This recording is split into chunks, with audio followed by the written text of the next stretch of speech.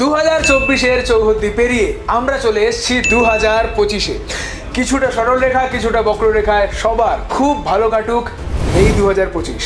তবে আমার আপনার এই নতুন 2025 শুধু কিন্তু নতুন নয়, বরং কিছুটা রেয়ার এবং ম্যাথমেটিক্যাল ইয়ার। কিভাবে? তাহলে বলে শুনুন। 1 থেকে 9 অবধি প্রত্যেকটি সংখ্যার কিউবের যোগফল করলে কত দাঁড়ায়? 2025। 1-এর কিউব প্লাস 2-এর কিউব প্লাস 3-এর কিউব, এইভাবে 9 অবধি প্রত্যেকটি সংখ্যার কিউবের যোগ করলে যোগফল দাঁড়ায় 2025। 2025 কিন্তু একটি পারফেক্ট স্কোয়ার ইয়ার, মানে 45 স্কোয়ার ইকুয়ালস টু 2025।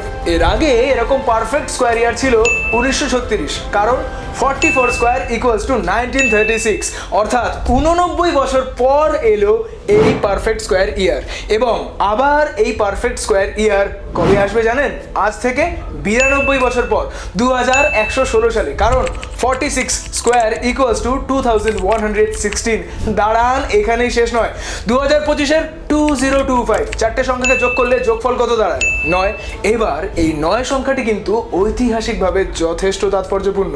মহাভারতের যুদ্ধ হয়েছিল 18 দিন ধরে, এবং আমাদের ভারতীয় পুরাণের টোটাল অধ্যায় সংখ্যাও কিন্তু 18টি। 1 আর 8 যোগ করলে যোগফল 9।